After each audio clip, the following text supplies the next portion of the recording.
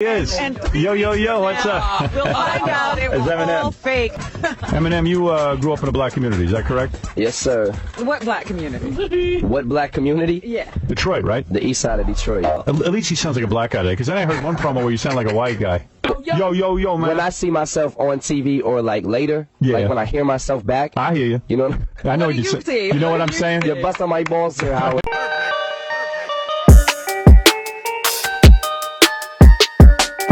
What up guys, it's your boy Ali, and welcome to Hip Hop Forever. Now Eminem is a dope rapper. Admittedly, the first time I heard him rap, I thought he was black. Since then, Eminem has gone on to do a lot of things. He became a pop icon, he dropped several platinum albums, and to some people, Eminem is considered the GOAT. If you ask me where Eminem stands in my top 10, I could easily say that he's in my top 5 most favorite rappers of all time. With that being said, no artist is perfect. I know a lot of Eminem fans worship the ground he walks on. They believe that he can do no wrong, but I'm not one of those people. There are definitely a couple of obstacles in Eminem's path, and they prevent him from truly claiming the title as a GOAT. Earlier this year, Eminem finally got to touch on Lord Jamar's comments during an interview with G.O.A.T. For those of you that don't know, or you're living under a rock somewhere, Lord Jamar said that Eminem is a guest in the house of hip hop simply because M is white.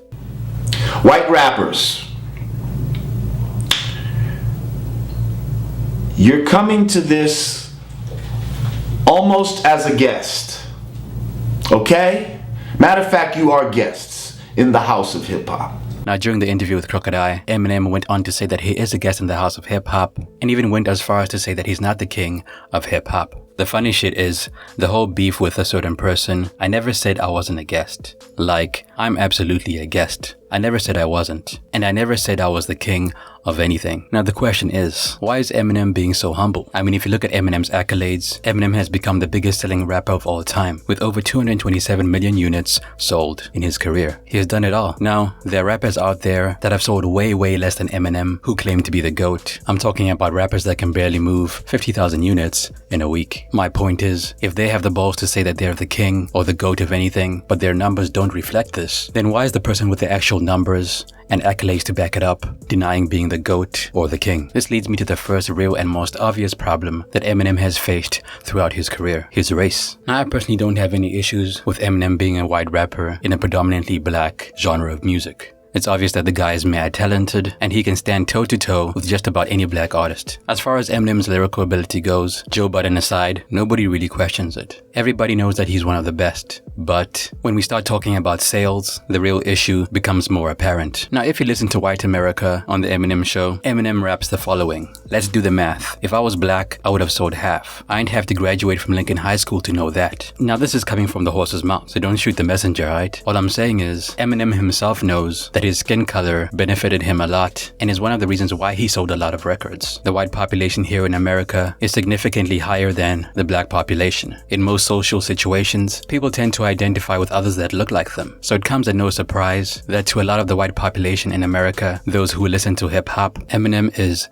the GOAT. I believe this is the reason why Eminem chooses to remain humble. I mean, when he first got in the game, his skin color was a huge disadvantage. However, after being signed by Dr. Dre, it had the opposite effect. In simple terms, one of the reasons why Eminem remains humble is because he knows that if he was black, he would have sold half. Now, I remember watching an old video on YouTube where Eminem got to speak about why he raps so fast and how he thought that if he rapped fast, people would think that he's saying a lot, when in actual fact, he wasn't saying much. I used to rap really fast, and I don't think I was really saying much. But I was just rapping really fast, you know. But because I was rapping fast, everybody I used to win every battle, like, you know, because it was this rap, like, blah, blah, blah, blah, blah, and other kids were rhyming slow, so, you know, I figured the faster you rap, the better you was. Now, I personally don't have a problem with Eminem's fast rapping. The first time he started doing it on a commercial level was around the time Recovery came out. And I remember thinking, like, Eminem is just evolving with the times. Relapse came out before that, and people weren't feeling it, you know? I think people like Relapse now because it has aged well, but back then, it was sort of like a mediocre attempt for Eminem to get back into the rap game. So when he dropped Recovery, it was refreshing,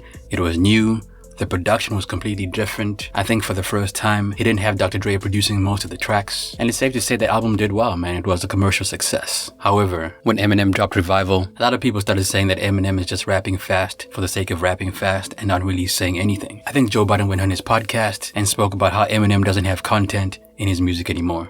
Let me speed this up for you. Newsflash M. I heard the album, and because I think you don't really know all the members that were in the group, I don't really think you know our history. Let me tell you what Joe Budden has thought this entire time. I've been better than you this entire decade. But in my rapper brain, I'm a content nigga. You gotta say something. You have not said anything for the better part of a whole decade. You have rhymed a bunch of words. So, let me give you some love. Eminem is the best rhymer of words in the world, on the planet. He can rhyme letters. Yeah. He can rhyme words that don't rhyme. He can rhyme accents damn near. He can do a lot. Boy, he's talented. Know the hip-hop I fell in love with? The hip-hop that said you gotta say something.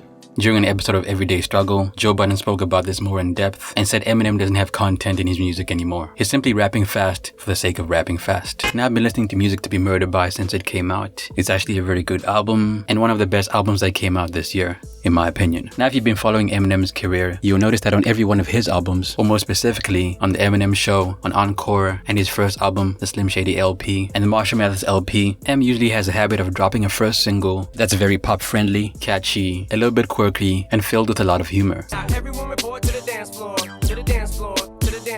Such examples of these songs are My Name Is, Without Me, Just Lose It, to name a few. And on Music to Be Murdered By, he dropped Godzilla. I can swallow a bottle of alcohol in her, feel like Godzilla, better hit the deck like the car dealer. Now, I've listened to Godzilla like 20 times already, 30 times, who knows. But to this day, I can't even tell you what that song is about. Eminem isn't really talking about a specific one thing, he's just rapping for the sake of rapping. In fact, earlier this year, the song broke a record for the fastest rap verse ever. Eminem was spitting about 10.65 syllables per second on the track's third verse. In my opinion, this was intentional. Eminem made this song with the intention of breaking a record, and he did it. I personally like the song. It's probably one of my favorite club songs by Eminem. However, every now and then I come across someone who doesn't like the fact that Eminem does this, you know? They feel like he's just trying to break records instead of saying something with substance. And I think that's a minor problem that Eminem faces today. He evolved with the times, yet people still want him to make music like Till I Collapse, Stan, and The Way I Am. And I am whatever you say I am. If I wasn't, then why would I say I am? Now, another instance where Eminem evolved is when he started using punchlines more frequently. Maybe I'm the only one who noticed this, but around the time Recovery dropped, Eminem's use of punchlines became more frequent. Now, during that time, I believe Young Money was dominating the charts, Wayne was hot, Drake, and as we all know, that when Young Money was on top, Lil Wayne was pretty much steering the culture, which meant that a lot of people tried to emulate his style or make it their own. I'm not saying that Eminem copied Wayne,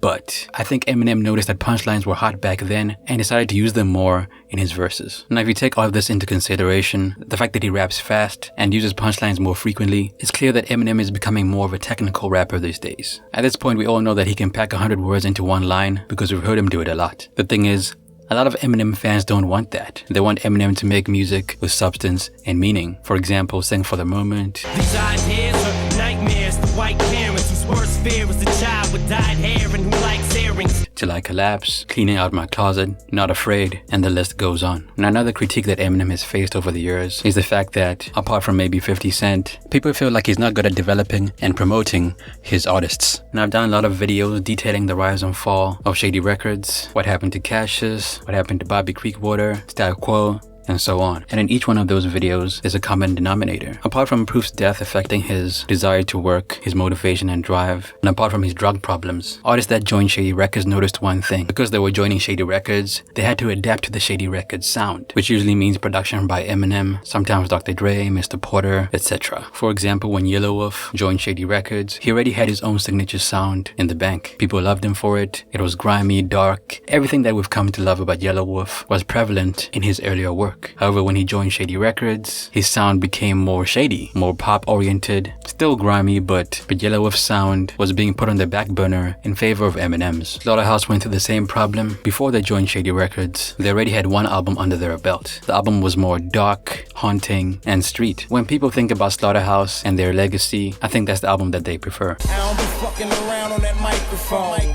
when I'm kicking them flows on that microphone. Because when Slaughterhouse got into Shady Records, they released an album that was subpar to their debut. Most people thought the group was trying to be more commercial, more pop. I mean, the first single that got released from the album was My Life, featuring CeeLo Green, of all people.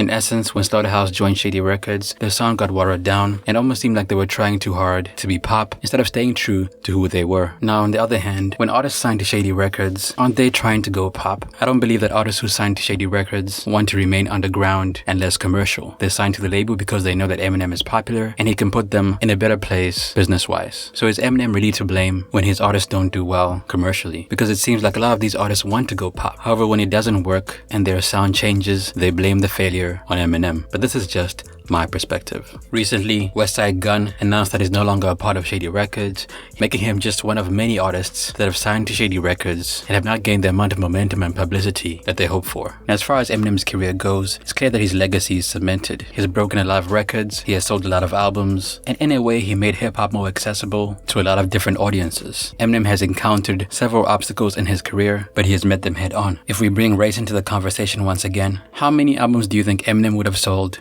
if he was black? What does it matter? I believe in life that you have to use every advantage that you have to the fullest. And if you aren't doing that, you're missing out on a lot of opportunities. When M first got into the game, him being white was a huge disadvantage. However, over time, he turned that into something that could propel his career even further. I believe his race played a role in his success, but he earned his position, working real hard to get to the top, proving that he's one of the GOATs in hip-hop. That's it for me, man. It's your boy Ali. What obstacles did Eminem face in his career? Let me know down below. New What Happened To video dropping next week. Add me on Instagram, that's hiphopforever 3 R's. Till next time, peace.